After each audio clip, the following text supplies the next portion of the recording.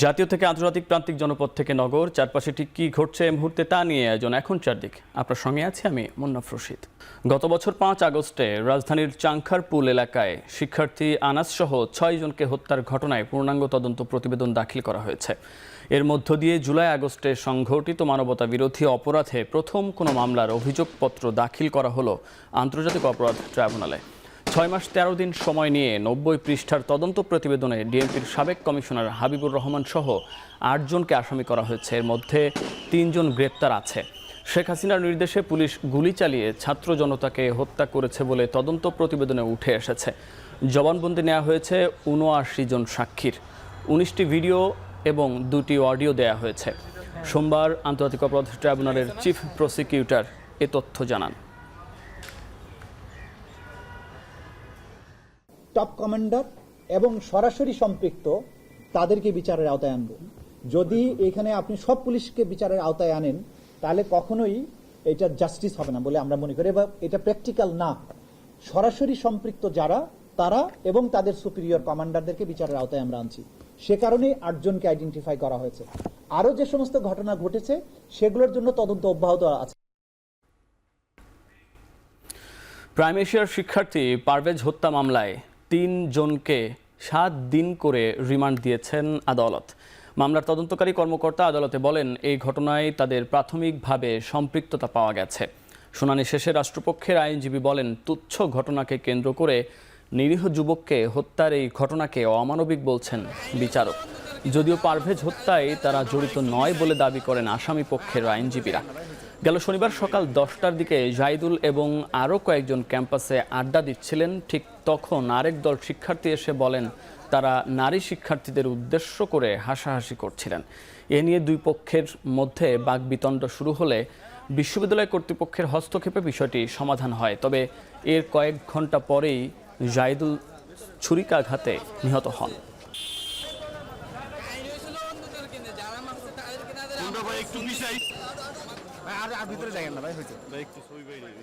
এর 3 জনে কেউই কিন্তু ওই বিশ্ববিদ্যালয়ের ছাত্র না, কিন্তু 3 জনকেই সিসিটিভিতে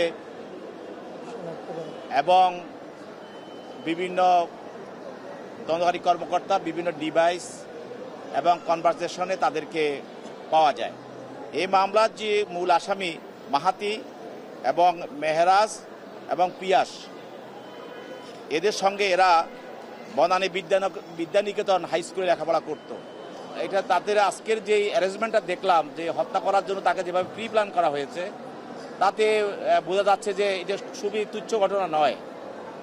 এর মধ্যে একটা পরিকল্পনা বা এর মধ্যে একটা তাদের নীল নকশাও ছিল।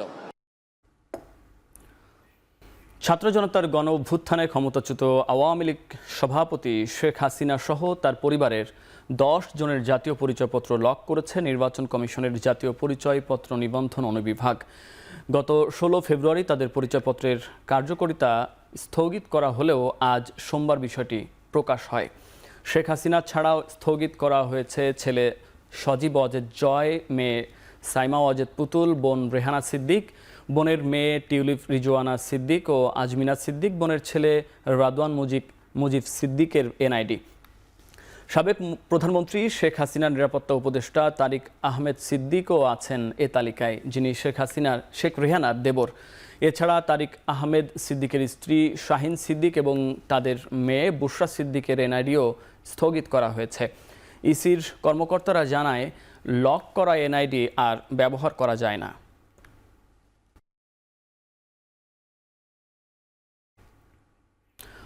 অর্থ পাচারের অভিযোগে ক্রিকেটার সাকিব আল হাসানের বিরুদ্ধে অনুসন্ধান শুরু করেছে দুর্নীতি দমন কমিশন। এই জন্য কমিটিও গঠন করেছে সংস্থাটি। শেয়ার বাজার কেলেঙ্কারি, জুয়া ও স্বর্ণ চোরাচালানের সঙ্গে সম্পৃক্ততা, প্রতারণার মাধ্যমে কাঁকড়া ব্যবসায়ীদের অর্থ আত্মসাৎ, ক্রিকেট খেলায় দুর্নীতি ও অর্থ পাচারের মতো গুরুতর অভিযোগ আছে তার বিরুদ্ধে। এসব অভিযোগ অনুসন্ধানের সিদ্ধান্ত নিয়েছে দুদক। এজন্য 2 সদস্যের একটি কমিটিও গঠন করা হয়েছে। গত বছরের 8 নভেম্বর সাকিব আল হাসানের ব্যাংক হিসাব জব্দ করার কথা জানায় Bangladesh financial intelligence unit. Shakib Al হাসানের বিরুদ্ধে একটি হত্যা মামলাও রয়েছে।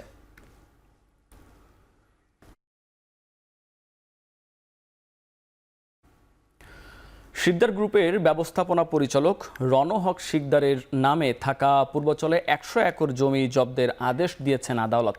দুর্নীতি দমন কমিশনের আবেদনের পরিপ্রেক্ষিতে ঢাকা মহানগর সিনিয়র জজ মোহাম্মদ জাকির হোসেন এই আদেশ দেন। দুদকের আবেদন থেকে জানা যায়, দুদকের অনুসন্ধানে পূর্বচল নতুন শহর প্রকল্পের ১৯ নম্বর সেক্টরের ১০০ একর জমি রণহক শিকদারের মালিকানাধীন প্রতিষ্ঠান পাওয়ার প্যাক হোল্ডিংয়ের নামে বরাদ্দ দেওয়া হয়েছে। এই জমিতে ১০০ থেকে ১৪২ তলা আইকনিক টাওয়ার নির্মাণ করার অনুমোদন দেয় রাজুক। প্রায় ৫,০০০ কোটি টাকার সম্পত্তি বরাদ্দ দেয়া হয় মাত্র ৩,০০০ কোটি টাকায়। আর মাত্র ২৭০ কোটি টাকার একটি কিস্তি নিয়ে ওই সম্পদ নিরাপত্তারক্ষী দিয়ে দখলে নেন রণহক শিকদার। রাজুকের অনুমোদন ছাড়াই সেখানে ৩ তলা একটি ভবন নির্মাণ করছিল। ভুয়া তথ্য দিয়ে ১১০ কোটি টাকা ঋণ নেয় রণহকের প্রতিষ্ঠান।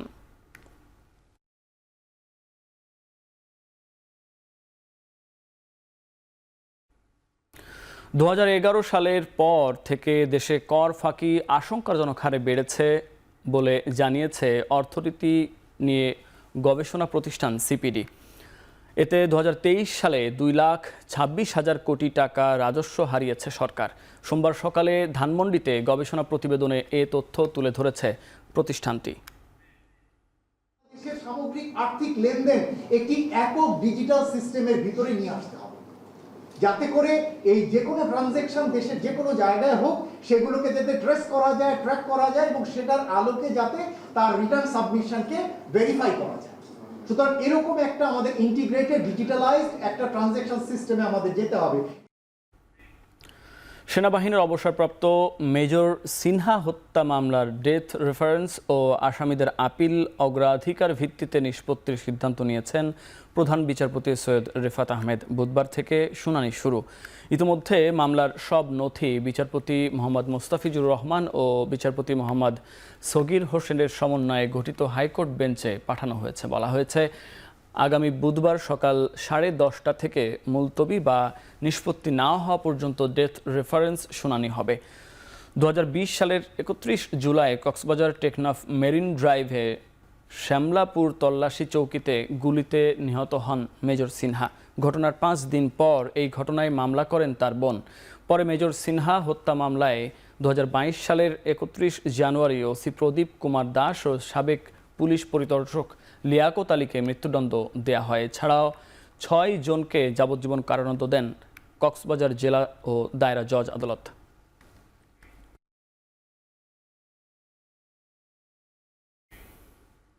ডিসেম্বরের মধ্যে নির্বাচন আয়োজনে কোনো বাধা দেখছে না বিএনপি। এজন্য দ্রুত রোডম্যাপ ঘোষণার দাবি জানিয়েছেন দলের স্থায়ী কমিটির সদস্য নজরুল ইসলাম খান। আর বিএনপির এই দাবির সাথে একমত লেবার পার্টি ও জাতীয়তাবাদী সমমনা জোট। ধারাবাহিক আয়োজনের অংশ হিসেবে সোমবার বিকেলে বিএনপি লিয়াজো কমিটির সাথে বৈঠকে বসে লেবার পার্টি, আর সন্ধ্যায় বৈঠক হয় জাতীয়তাবাদী সমমনা জোটের সাথে, যেখানে বিএনপির সাথে প্রধান উপদেষ্টার বৈঠক, সংস্কার বিষয়ে দলের অবস্থান ও আসন্ন নির্বাচন নিয়ে আলাপ হয়। বৈঠক শেষে লেবার পার্টি ও জাতীয়তাবাদী সমমনা জোটের নেতৃবৃন্দ জানান, ডিসেম্বরের মধ্যেই নির্বাচন আয়োজনের দাবিতে বিএনপির সঙ্গে একমত তারা। আশা করছেন অন্তর্বর্তী সরকার সুষ্ঠু ও গ্রহণযোগ্য নির্বাচন দিয়ে ভোটের অধিকার ফিরিয়ে দেবে। এ সময় বিএনপির স্থায়ী কমিটির সদস্য নজরুল ইসলাম খান বলেন, ডিসেম্বরের মধ্যে নির্বাচন দিতে কোনো বাধা দেখছেন না তারা। আগামী ডিসেম্বরের মধ্যে একটা রোডম্যাপ এই সরকারকে প্রণয়ন করতে হবে এবং এদেশের মানুষ প্রত্যাশা করছে যে এই ডিসেম্বর মাসের মধ্যে যদি একটা রোডম্যাপ দেওয়া হয়, তাহলে নির্বাচন দেওয়া হয়। এই নির্বাচনটাই আমাদের প্রত্যাশিত। ফেব্রুয়ারি মাসে আমাদের রোজা, তারপর মার্চের শেষে পরীক্ষা আছে। অতএব এপ্রিল মেতে এদেশের বর্ষা আবহাওয়ার কারণে নির্বাচন সম্ভব না। তাই আমরা চাই ডিসেম্বরের ভিতর নির্বাচন হোক এবং নির্বাচনের এই সরকার একটা রোডম্যাপ দিক। আগামী 15 দিনের মধ্যে আইন করে গণহত্যার দায়ে আওয়ামী লীগকে নিষিদ্ধের দাবি জানিয়েছে এনসিপি। রাজধানীর মোহাম্মদপুরে আওয়ামী লীগের রাজনৈতিক কার্যক্রম নিষিদ্ধ, সংস্কার ও গণপরিষদ নির্বাচনের দাবিতে বিক্ষোভ মিছিল ও সমাবেশে এ দাবি করেন এনসিপি নেতারা। বিএনপিকে ইঙ্গিত করে এনসিপি নেতারা বলেন, চলমান সংস্কারে বাধা হয়ে দাঁড়িয়েছে দলটি। ইনিয়ে বিনিয়ে দলটি আওয়ামী লীগের পক্ষ নেয়ার চেষ্টা করছে বলেও দাবি তাদের। এই অবস্থা চলতে থাকলে বিএনপির বিপক্ষেও এনসিপি নেতাকর্মীরা রাস্তায় নামতে বাধ্য হবেন বলে হুঁশিয়ারি দেন তারা।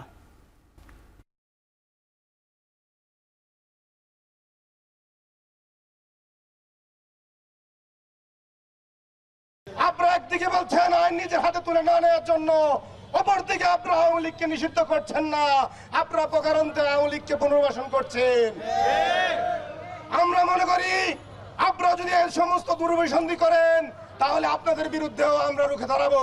কোন মাফিয়া গোষ্ঠী যারা বাংলাদেশের গণতন্ত্রকে টুটি চেপে ধরে হত্যা করেছে, বাংলাদেশের প্রতিষ্ঠানগুলোকে ধ্বংস করে দিয়েছে, বাংলাদেশের যে আলেম ওলামা আছে তাদেরকে নির্বিচারে গুলি করে হত্যা করেছে, তারা বাংলাদেশে আর কোনোদিনও রাজনৈতিক কার্যক্রম পরিচালনা করতে পারবে না।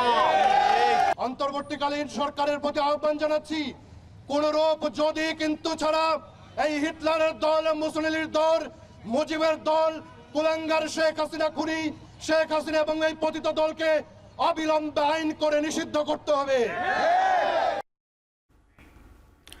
আওয়ামী লীগ নিষিদ্ধের দাবি ও তাদের শাসনামলে গুম, খুন, হত্যাসহ সব অপকর্মের বিচারের দাবিতে আইন মন্ত্রণালয়ে স্মারকলিপি দিয়েছেন সাধারণ শিক্ষার্থীরা। সোমবার দুপুরে আইন মন্ত্রণালয়ে স্মারকলিপি জমা দেওয়ার আগে শিক্ষার্থীরা বলেন, এই দাবি দ্রুত বাস্তবায়ন না হলে কঠোর আন্দোলনে নামবেন তারা। এ সময় তারা অভিযোগ করেন, প্রশাসনের সহযোগিতায় আওয়ামী লীগ সুসংগঠিত হচ্ছে। সম্প্রতি আওয়ামী লীগের মিছিল মানুষের মাঝে ভীতি ছড়াচ্ছে বলেও দাবি করেন শিক্ষার্থীরা। তারা বলেন, বর্তমান প্রশাসন আওয়ামী লীগের বিচারের ব্যাপারে আগ্রহী নন।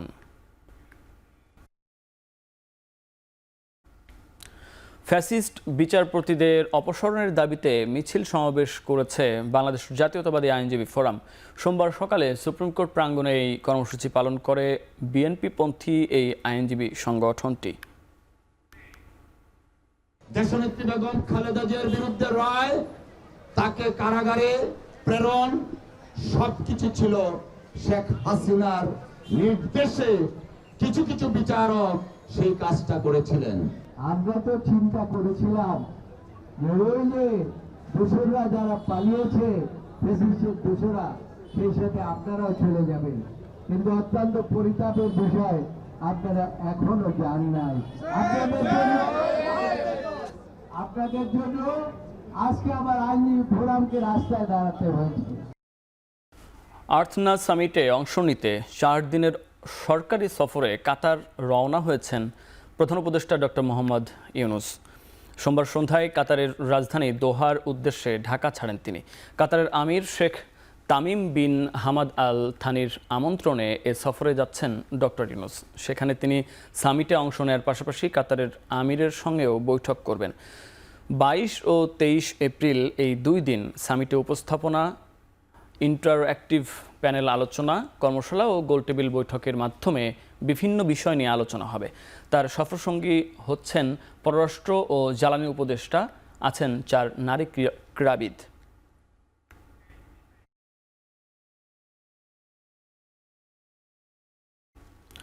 শ্রমবাজার সম্প্রসারণ গুরুত্ব পাবে প্রধান উপদেষ্টার কাতার সফরে। সোমবার দুপুরে পররাষ্ট্র মন্ত্রণালয়ে ব্রিফিংয়ে সাংবাদিকদের এ তথ্য জানান পররাষ্ট্র উপদেষ্টা তৌহিদ হোসেন। বলেন, ভিসা সমস্যা সমাধানও হবে আলোচনার মাধ্যমে। প্রায়োরিটি হচ্ছে যে তাদের সর্বোচ্চ পর্যায়ে আমাদের তো একটা দেখা সাক্ষাৎ, প্লাস ওখানে আমাদের যেই সমস্যা যেগুলি আছে এই ভিসা ইত্যাদি নিয়ে আমরা চেষ্টা করব সেগুলি সমাধান করতে। চীনের সঙ্গে দ্বিপাক্ষিক সম্পর্ক আরও গভীর করতে বাংলাদেশের অঙ্গীকার পুনর্ব্যক্ত করেছেন প্রধান উপদেষ্টা ডক্টর মোহাম্মদ ইউনুস। সোমবার নিজ বাসভবনে যমুনায় ইউনান প্রদেশের গভর্নরের সঙ্গে বৈঠকে তিনি একথা বলেন। সাম্প্রতিক চীন সফরে দেশটির উষ্ণ আতিথেয়তার প্রশংসা করেন প্রধান উপদেষ্টা। বৈঠকে স্বাস্থ্যসেবাকে মূল অগ্রাধিকার রাখতে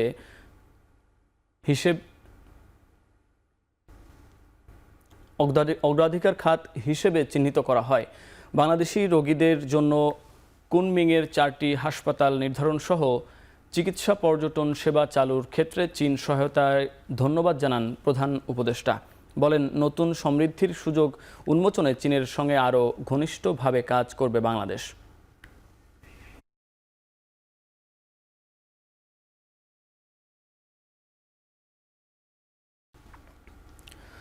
নির্মাণাধীন ভবনে নকশা বহির্ভূত অংশ থাকায় তা ভেঙে দিয়েছে রাজুক। রাজধানীর উত্তরায় এমন 5টি ভবনে অভিযান পরিচালনা করে রাজুকের ভ্রাম্যমাণ আদালত।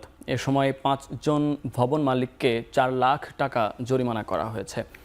উত্তরা 10 নম্বর সেক্টরের রানাভোলা এলাকায় এ অভিযান পরিচালনা করে রাজুক।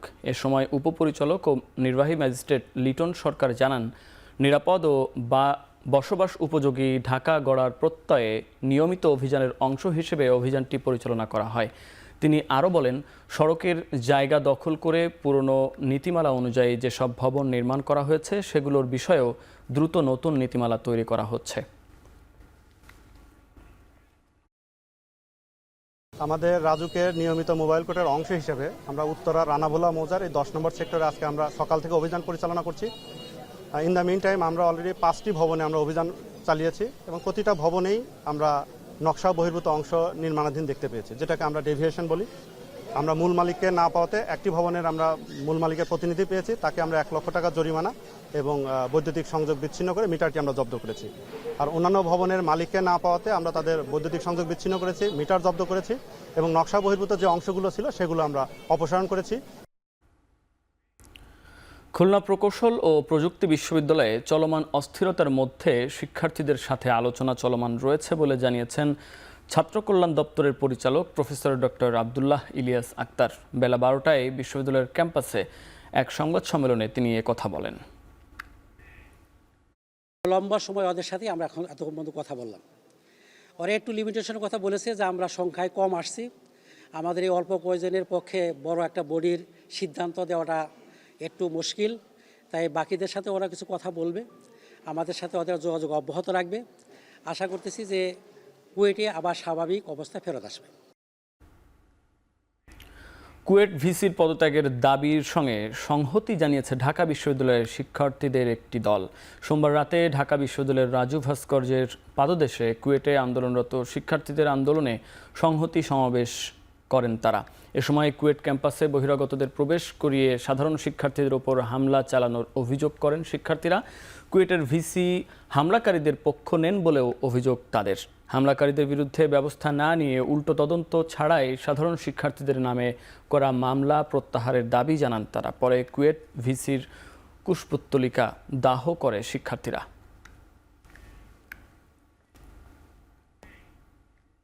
আমাদের এই ভিসিকে পদত্যাগ করতে হবে এবং পরবর্তীতে সকল যারা যারা আক্রমণ করেছে তাদেরকে প্রতিহত করতে হবে।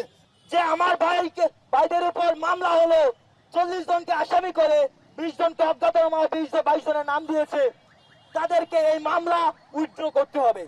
যে বিশ্ববিদ্যালয়ের ভিসি তাদের শিক্ষার্থীদের নিরাপত্তা দিতে পারে না, যে শিক্ষা প্রতিষ্ঠানের ভিসি তার শিক্ষার্থীদের উপর বহিরাগত বিএনপি এবং বিভিন্ন দলীয় সন্ত্রাসীদের এনে হামলা করায় এবং মামলার হুমকি পর্যন্ত দেয়, তাদেরকে রেখে আপনারা একটি বিশ্ববিদ্যালয় কিভাবে চালাবেন? Diploma in nursing science and midwifery এবং ডিপ্লোমা ইন মিডিওফারি কোর্সকে স্নাতক অথবা ডিগ্রির সমমান করার দাবিতে সারা দেশে বিক্ষোভ করেছে শিক্ষার্থীরা। সোমবার সকাল 11:30টার দিকে সিলেটের কেন্দ্রীয় শহীদ মিনারে জড়ো হন শিক্ষার্থীরা। সেখান থেকে মিছিল নিয়ে নগরীর বিভিন্ন সড়ক প্রদক্ষিণ করেন, জেলা প্রশাসকের কার্যালয়ে গিয়ে শেষ হয়। এ সময় সিলেট জেলা প্রশাসকের কাছে দাবি নিয়ে প্রধান উপদেষ্টা বরাবর স্মারকলিপি দেন আন্দোলনকারীরা। একই দাবিতে বরিশাল নগরীর সদর রোডের অশ্বিনী কুমার হলের সামনে মানববন্ধন করেন নার্সিং এবং মিডওয়াইফারির শিক্ষার্থীরা। একই সময়ে জামালপুরের ফৌজদারি মোড়ে বিক্ষোভ মিছিল ও মানববন্ধন করেন তারা।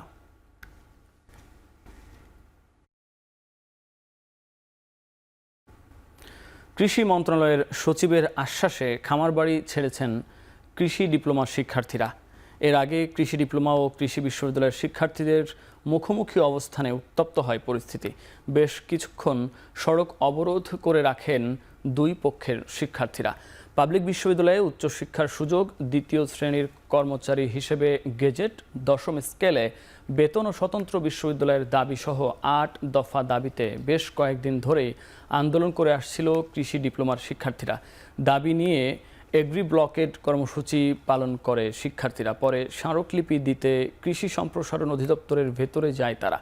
অপরদিকে ডিপ্লোমার শিক্ষার্থীদের দাবির বিরোধিতা করে অবস্থান নেয় কৃষি বিশ্ববিদ্যালয়ের শিক্ষার্থীরা। পরে সমস্যা সমাধানে সচিবের আশ্বাসের প্রেক্ষিতে দুপুর 2:30টায় কৃষি সম্প্রসারণ অধিদপ্তর ছাড়ে ডিপ্লোমা শিক্ষার্থীরা।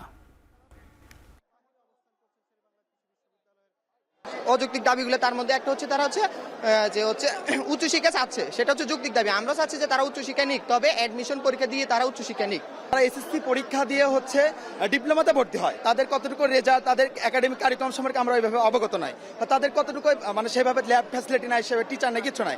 তো সেইখান থেকে এসে যদি তারা আমাদের সাথে কম্পিটিশন করতে আসে, তাহলে এটা হচ্ছে মানে খুবই একটা অযৌক্তিক বিষয়। আমরা যারা কৃষি বিশ্ববিদ্যালয়ের গ্র্যাজুয়েশন শেষ করার পরও দেখা যাচ্ছে আমরা তাদের চেয়ে কম গ্রেডের চাকরিও করছি, আর তাদেরকে বিগত সময়ে 10ম গ্রেডে নিয়োগ দেওয়া হচ্ছে। এখন তারা অযৌক্তিকভাবে 9ম গ্রেডে পদোন্নতি চাচ্ছে।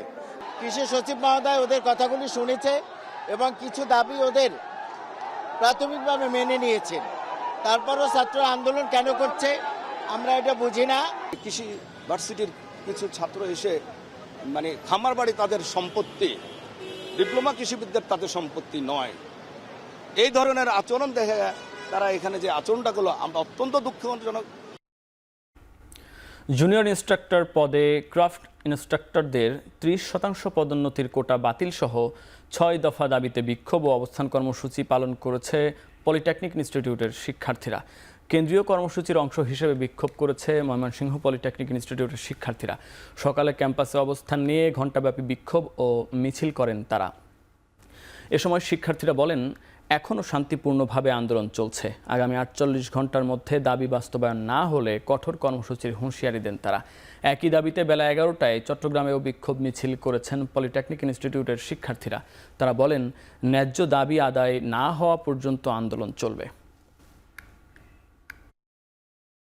আপনাদেরকে যে প্রমোশন দিয়েছে 30% প্রমোশন, এটা অতি দ্রুত প্রত্যাহার করতে হবে এবং আমাদের প্রত্যেকটা বিভাগে ও প্রকৌশলী বিশ্ববিদ্যালয় স্থাপন করে দিতে হবে। আমাদের কারিগরি সংস্কার কমিশন গঠন করতে হবে। কারিগরি সংস্কার কমিশন গঠন করে কারিগরি শিক্ষা বোর্ডকে যাতে আরো উন্নত করা যায়। আমরা চাচ্ছি যে আমাদের দাবিটা দ্রুত সময়ের মধ্যে মেনে নেওয়া হোক, তাহলে আমরা ক্লাসে ফিরে যেতে পারবো, আমরা আমাদের পরীক্ষার প্রিপারেশন নিতে পারবো। আমাদের 48 ঘন্টার মধ্যে 24 ঘন্টা চলে গেছে, আমরা আর 24 ঘন্টা অপেক্ষা করব। আমাদের এই 24 ঘন্টার মধ্যে দাবি যদি পূরণ না হয় আমরা আবার রাজপথে নামবো। এবার 1.5 মাস বাকি থাকতেই শতভাগ সম্পন্ন হয়েছে বাংলাদেশি হজ যাত্রীদের বাসা ভাড়া, আর ভিসা হয়েছে 40,000 মুসল্লির। নির্ধারিত সময়ের আগেই সবার ভিসা সম্পন্ন হবে এবং দূর হবে লাগেজ বিড়ম্বনা। হজে সেবার মান বৃদ্ধি নিয়ে সৌদি আরবের প্রতিনিধি দলের সঙ্গে বৈঠক শেষে ব্রিফিংয়ে এ কথা জানান ধর্ম মন্ত্রণালয়ের অতিরিক্ত সচিব মতিউল ইসলাম। চলতি বছরও রোড টু মক্কার অধীনেই হজের কার্যক্রম পরিচালিত হবে।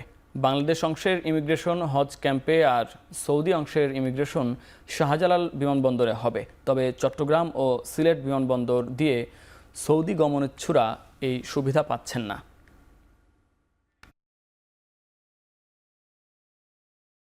বাড়ি ভাড়া না হলে কেউ ভিসার আবেদন করতে পারে না। তো বাড়ি ভাড়া আমরা আজকে সকালে ফাইনাল নিউজ পেয়েছি যে আমাদের 100% হজযাত্রীর বাড়ি ভাড়া সম্পন্ন হয়েছে। আর ভিসার প্রোগ্রেস ইনশাল্লাহ অনেক ভালো। ভিসা ইতিমধ্যে প্রায় 40,000 মতো ভিসা হয়ে গেছে এবং ভিসা প্রদানের জন্য যে ডেডলাইন থাকে এটা ওরা বন্ধ করে না, এটা চালু আছে, অসুবিধা হবে না। বাংলাদেশ সংসদ ইমিগ্রেশন বোর্ডিং এবং চেক ইন আমাদের হজ ক্যাম্প থেকে হবে এবং সৌদি আরবের প্রি অ্যারাইভালটা শাহজালাল ইন্টারন্যাশনাল এয়ারপোর্ট থেকে হবে। সেপ্টেম্বরের মধ্যে বিশেষ বিসিএস এর মাধ্যমে 2,000 চিকিৎসক নিয়োগ দেওয়া হবে বলে জানিয়েছেন স্বাস্থ্য উপদেষ্টা নূরজাহান বেগম। সোমবার সকালে সচিবালয়ে রেলওয়ের আওতাধীন হাসপাতালগুলো যৌথ ব্যবস্থাপনায় পরিচালনার লক্ষ্যে স্বাস্থ্যসেবা বিভাগ ও রেলপথ মন্ত্রণালয়ের মধ্যে সমঝোতার স্মারক স্বাক্ষর অনুষ্ঠান শেষে একথা বলেন তিনি। হাসপাতালের স্বাভাবিক কার্যক্রম পরিচালনার জন্য এখনও দেশে 8,000 চিকিৎসকের সংকট আছে বলেও জানান স্বাস্থ্য উপদেষ্টা। ঢাকা, চট্টগ্রাম সহ রেলওয়ের অধীন 10টি হাসপাতাল জনসাধারণের জন্য উন্মুক্ত করে দেয়া হচ্ছে ও সরকারি হাসপাতালের মতো চিকিৎসা সেবা দেয়া হবে বলেও জানান রেলপথ মন্ত্রণালয়ের উপদেষ্টা ফাউজুল কবির খান। এই হাসপাতালগুলো পরিচালনার জন্য স্বাস্থ্যসেবা বিভাগ হতে প্রয়োজনীয় জনবল পাওয়া না গেলে রেলপথ মন্ত্রণালয় পিএসসির মাধ্যমে জনবল নিয়োগের ব্যবস্থা করবে।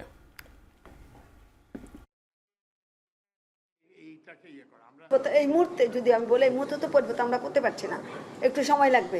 কাজে রেলওয়ের যে সুবিধাটা তারা পেত সেটা তারা তো পাবেই।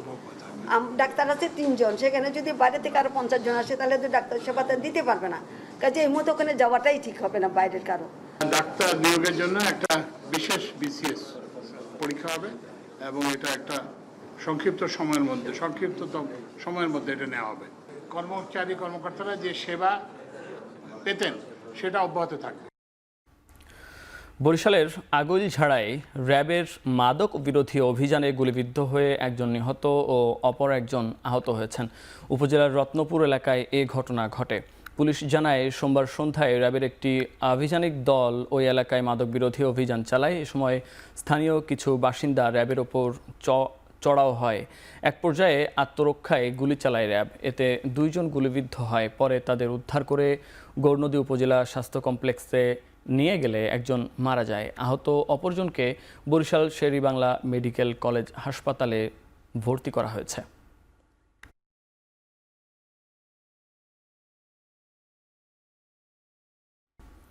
পাবনার ঈশ্বরদীতে দেয়ালে জুলাই আগস্ট গ্রাফিতি অঙ্কন মুছে ফেলার প্রতিবাদে বৈষম্যবিরোধী ছাত্র আন্দোলনের মানববন্ধনে হামলার অভিযোগ উঠেছে ছাত্রদলের নেতাকর্মীদের বিরুদ্ধে।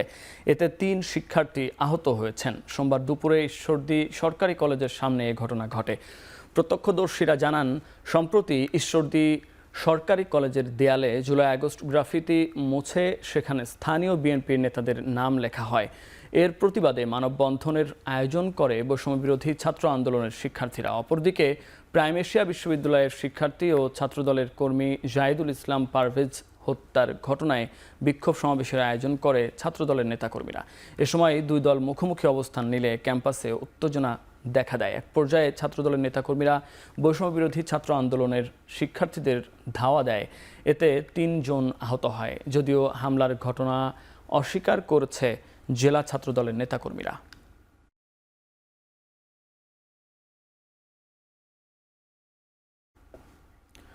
জগন্নাথ বিশ্ববিদ্যালয়ের 70% শিক্ষার্থীর আবাসন বৃত্তি বাজেটে অন্তর্ভুক্ত করার দাবি জানিয়েছে সাধারণ শিক্ষার্থীরা।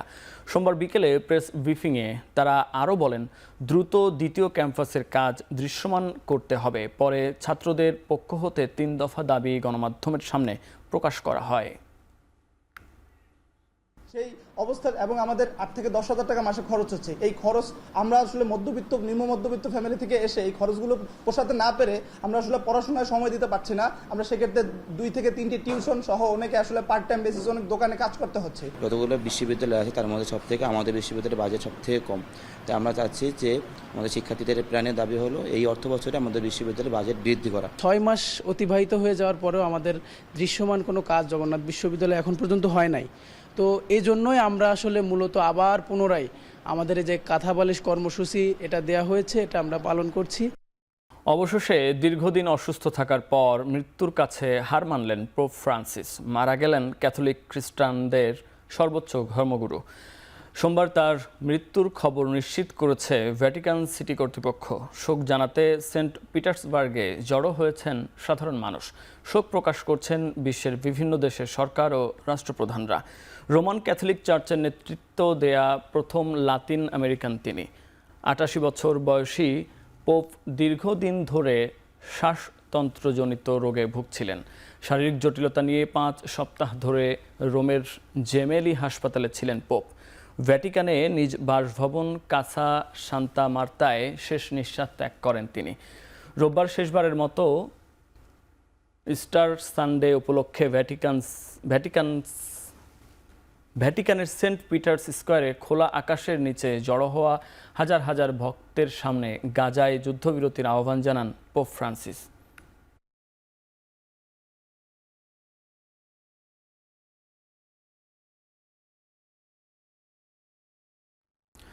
ভারতের আহমেদাবাদে স্টার সানডের প্রার্থনার সময় একটি গির্জায় হামলা চালিয়েছে দুটি উগ্র হিন্দুত্ববাদী গোষ্ঠী। যদিও এই ঘটনায় কাউকে গ্রেপ্তার কিংবা মামলা দায়ের করেনি স্থানীয় পুলিশ। প্রত্যক্ষদর্শীদের দাবি, হাতে ছুরি ও লাঠি নিয়ে প্রার্থনার সময় গির্জায় ঢুকে পড়ে বিশ্ব হিন্দু পরিষদ ও রাজরাঙ্গ দলের বেশ কয়েকজন সদস্য। প্রার্থনার মধ্যে কোনো সনাতন ধর্মাবলম্বী আছে কিনা এই বিষয়ে চলে জিজ্ঞাসাবাদ। গোষ্ঠী দুটির দাবি, গির্জাটিতে জোরপূর্বক সনাতন ধর্মাবলম্বীদের খ্রিস্টান ধর্মে ধর্মান্তরিত করা হচ্ছিল। যদিও দাবির সত্যতা তুলে ধরতে পারেনি তারা। ইউনাইটেড ক্রিশ্চিয়ান ফোরামের তথ্য বলছে 2024 সালে ভারতে খ্রিস্টানদের ওপর 800-রও বেশি হামলা হয়েছে।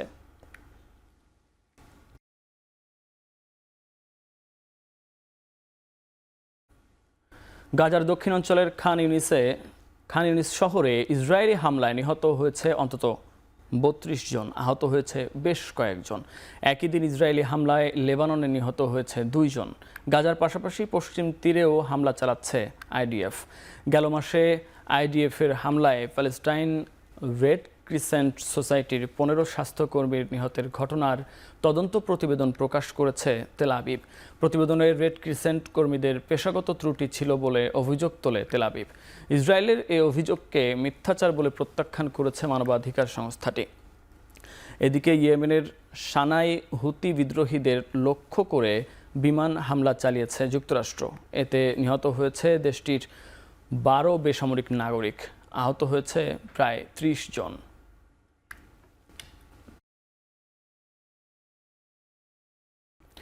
জিম্বাবুয়ের বিপক্ষে 5 উইকেট পাওয়ার কোনো প্রত্যাশাই ছিল না মেহেদী হাসান মিরাজের।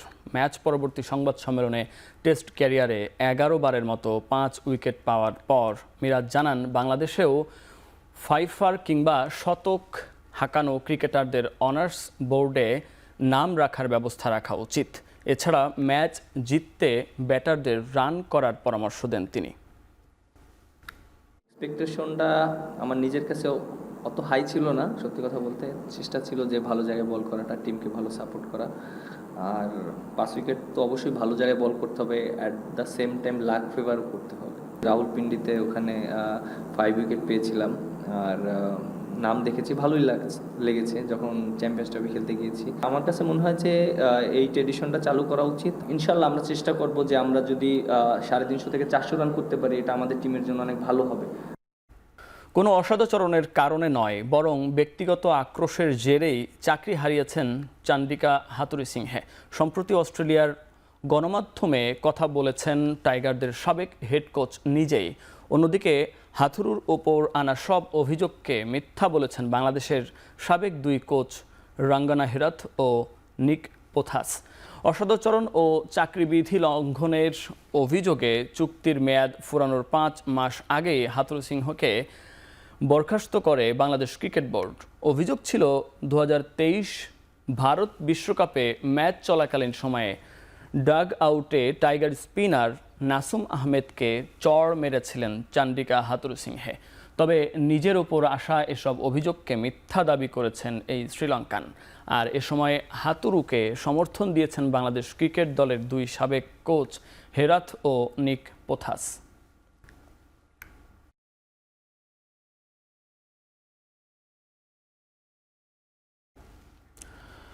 আর্থনা সম্মেলনে যোগ দিতে প্রধান উপদেষ্টার সফরসঙ্গী হচ্ছেন বাংলাদেশ জাতীয় দলের 2 নারী ফুটবলার আফইদা খন্দকার ও শাহেদা আক্তার। সোমবার সন্ধ্যায় কাতারের উদ্দেশ্যে রওনা দেবেন তারা। কাতারে গিয়ে বাংলাদেশের ফুটবল সংস্কৃতি তুলে ধরতে চান 2 ফুটবলার। ঐতিহাসিক লুসাইল স্টেডিয়াম ভ্রমণের ইচ্ছে প্রকাশ করেন তারা। প্ল্যান হচ্ছে আমাদের ফুটবলটাকে কিভাবে ওখানে তুলে ধরবো, আমাদের ফুটবলটাকে কিভাবে ওখানে গিয়ে আমরা ভালো করতে পারবো। যে আমাদের তো তেমন ফ্যাসিলিটিস এখানে আমরা পাই না, যদি আমরা ওখানে গিয়ে ক্যাম্প করার সুযোগ পাই, তো এইটাই হচ্ছে আমাদের মেন উদ্দেশ্য থাকবে, যে হচ্ছে বাংলাদেশের ফুটবলটাকে ওখানে তুলে ধরা যায়। বিভিন্ন ক্লাবের মাঠে গিয়ে আমাদের প্র্যাকটিস করতে হচ্ছে, তো মাঠটাই সবচেয়ে বেশি সমস্যা। ওই দেশের যে ফুটবলার বা হচ্ছে যারা আছে তাদের সাথে আমাদের দেখা করাবে, তো তখন এই বিষয় নিয়ে কথা বলতে হবে। যে ওয়ার্ল্ড কাপ যেখানে ফাইনাল হয়েছে, অবশ্যই এটা দেখার ইচ্ছা আছে। তো বড় বড় ফুটবল একাডেমিগুলো ঘুরে দেখার ইচ্ছা আছে। আমরা বলবো যে আমাদের বাংলাদেশের ফুটবলের কেমন অবস্থা, তারপর ওনাদের কেমন অবস্থা অবশ্যই জানতে চাইবো। তো আবার চেষ্টা করব যে যেন মানে ওনাদের সাথে ফ্রেন্ডলি ম্যাচ খেলা হয়। আগামী মৌসুমের জন্য কেন্দ্রীয় চুক্তির তালিকায় থাকা ক্রিকেটারদের নাম প্রকাশ করল ভারতীয় ক্রিকেট বোর্ড। চুক্তিতে রাখা হয়েছে মোট 34 ক্রিকেটারকে। রোহিত শর্মা, কোহলি, বুমরাহ, জাদেজারা আছেন A+ ক্যাটাগরিতে, আর গ্রেড A-তে আছেন মোহাম্মদ সিরাজ, লোকেশ রাহুল, হার্দিক পান্ডিয়া সহ 6 ক্রিকেটার। B ক্যাটাগরিতে রাখা হয়েছে 5 ক্রিকেটারকে। বাকি 19 জন আছে C ক্যাটাগরিতে। তাদের সঙ্গে চুক্তির মেয়াদ চলতি বছরের 30 সেপ্টেম্বর পর্যন্ত। সোমবার সংবাদ বিজ্ঞপ্তির মাধ্যমে বিষয়টি নিশ্চিত করেছে BCCI।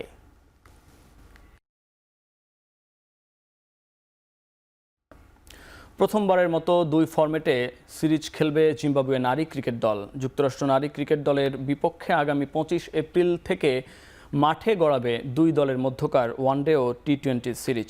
2024 সালে যুক্তরাষ্ট্রের বিপক্ষে ওয়ানডে সিরিজ খেললেও এর আগে কখনোই একাধিক ফরম্যাটে সিরিজ খেলার সুযোগ পাননি জিম্বাবুয়ের নারীরা।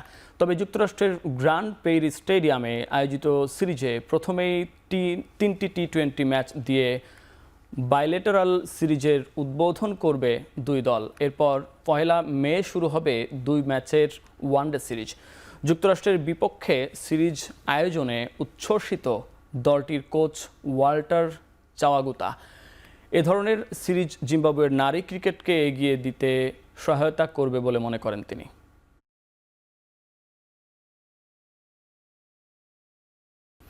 শেষ করছি এখন চারদিক। এখন টেলিভিশন ওয়েবসাইটে দেখতে ভিজিট করুন www.ekhon.tv এবং ফেসবুকে দেখতে ভিজিট করুন facebook.com/tv.ekhon এবং ইউটিউবে দেখতে ভিজিট করুন youtube.com/c/ekhon tv।